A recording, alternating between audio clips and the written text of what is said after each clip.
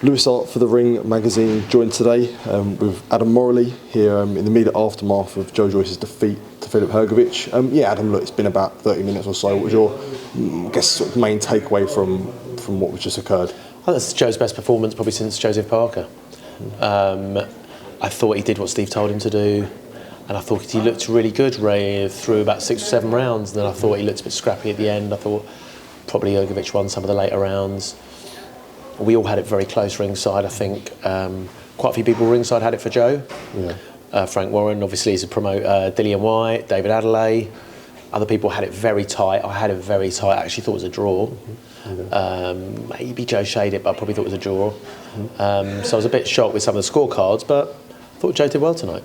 Yeah, I guess when you look at it there, I mean, a lot of the sort of question was, has Joe's punch resistance gone? I mean, it's not something you really want tested, but we know what Joe's like. Do you feel like he showed there, as you say, with the way the fight meant that, you know, there is still, I guess, that punch resistance in a sense? Well, I asked Joe, I said, what was his power like? He just shook his head and said, like, nothing.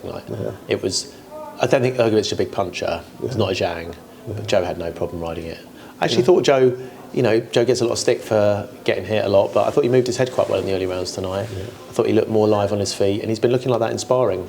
You know, we expected a much better performance tonight, and we got it.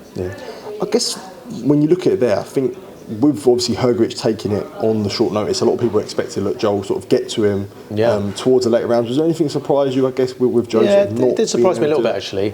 I thought Joe had his eye cut, he was going forward. And listen, credit to Hrgovic. He dug down. Credit to Abel Sanchez for stopping that cut, and he came back into the fight. I didn't think he'd come back into the fight.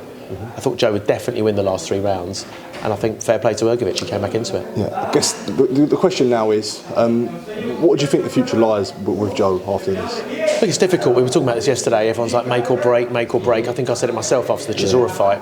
Past 6 months, Joe's had a number of brain scans, neuropsychological appointments. He's very, very healthy in the brain. He wants to continue boxing. I think you've got to be realistic that Joe's next fight is not going to be your world title fight or move up like that. He can still fight Dillian White. There are still meaningful fights for Joe Joyce out there, and he should pursue them. Yeah. Adam, I appreciate taking time to speak. I know it's obviously difficult circumstances, but I do appreciate it. Always good to see you, mate. Pleasure, mate.